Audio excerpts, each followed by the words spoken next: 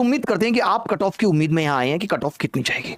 Cut off बताना same मेरे लिए बिल्कुल वैसा ही है जैसे वर्ल्ड कप से पहले ये बताना था कि रोहित शर्मा वर्ल्ड कप दिला पाएगा भारत को या नहीं, और सबका मानना था कि दिला पाएगा, खुद मोदी साहब का भी मानना था, लेकिन वो हार के आ गए थे।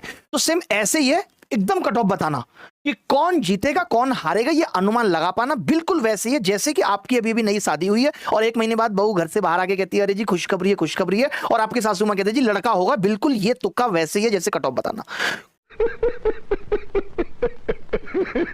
मैं आपको सबसे सिंपल एक बात बताना चाहता हूं, अगर आपके नंबर 120 आ रहे हैं तो आप मान लीजिए कि कट ऑफ 118 जाएगी। अगर आपके नंबर 125 आ रहे हैं तो आप मान लीजिए कि कट ऑफ 123 जाएगी। यानी आपको अपने नंबर से 2 नंबर कम मान के चलना है कि कट ऑफ जाएगी, और तैयारी करते रहना है। चाहे आप मेंस की करो चाहे प्री की रहो, पढ़ते रहो। कहने का मतलब है पढ़ाई में ब्रेक नहीं आना चाहिए, क्योंकि एसएससी इस बार नहीं निकला कोई बात नहीं, अगली बार निकलेगा, उससे अगली बार निकलेगा। ऐसा तो है नहीं कि एसएससी नहीं निकलेगा तो जिंदगी खत्म ही हो जाएगी, बिल्कुल भी नहीं होगी। बहुत सारे लोगों का एसएससी नहीं निकला, अभी गणित पढ़ा के अच्छा कमा रहे हैं, आपके सामने एग्जांपल इतने सारे। तो आप भी कुछ ना कुछ कर ही लोगे, गणित नहीं जीएस पढ़ा लोगे, जीएस नहीं इंग्लिश पढ़ा लोगे, हो सकता है ना पढ़ा पाओ, ट्यूशन पढ़ा लोगे, ट्यूशन नहीं पढ़ा पाओगे, किसी कंपनी में प्राइवेट नौकरी कर लोगे। कुल मिला के कहने का मतलब है जीवन तो सबका चलेगा, 2 वक्त की रोटी ऊपर वाले ने सबकी लिखकर भेजी है। ऐसी दुनिया की कोई ताकत नहीं जो आपका जीना रोक सके।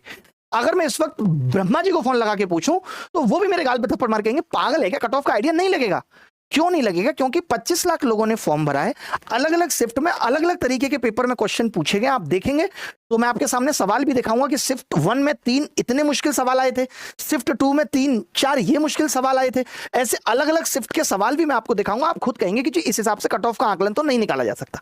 क्यों नहीं निकाला जा सकता? क्योंकि कट ऑफ सिर्फ इस बात पे डिपेंड नहीं करती कि मैं आऊं और मुंह उठा के कुछ भी बता दूं, या मैं 2000 बच्चों से फॉर्म फिल करा के कहूं कि कट ऑफ इसके आधार पे होगी, एग्जिट पोल करा के। इतनी मेहनत क्यों करनी है? मैं बस आपसे जानना चाहता हूं।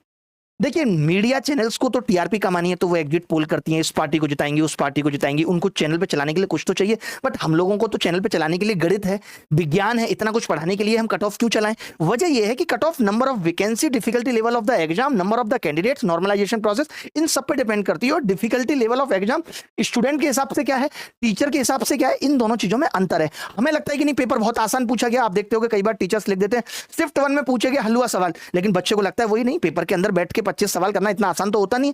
हम लोगों ने तो पेपर दिया, पेपर निकाला है तो बताए। मैंने 5 बार सीजीएल प्री दिया है, मैं आपको बता दूं मेरे एक बार सिर्फ प्री में 50 में 50 नंबर आए और मेंस में कभी 100% नंबर नहीं आए, 197.5 पे अटक गया मैं। सोचो, जबकि मुझे ऐसा लगता था मुझे खूब गणित आती है। यानी पेपर के अंदर बैठ के कई बार सवाल नहीं बन पाते, आता हुआ सवाल भी बहुत मुश्किल लग जाता है, हम नहीं सोच पाते। वो मैटर करता है कि आपकी प्रैक्टिस कितनी है, और उस प्रैक्टिस पे आज की क्लास में हम बात करेंगे। मैं पेपर से पहले भी कट ऑफ बता रहा था, क्योंकि मेरा इन चारों फैक्टरों में से कुछ पता नहीं है, तो मेरा आइडिया कट ऑफ का अभी भी वही है कि कट ऑफ 120 से 130 के बीच में रहनी चाहिए।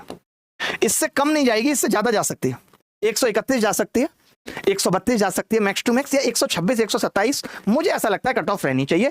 आप देख भी सकते हो, देखो 2023 की अगर बात करें हम तो वैकेंसी बहुत कम थी, बहुत कम थी 2023 में। तो आप देखोगे 2023 में कट ऑफ सबसे ज्यादा थी, 150 थी।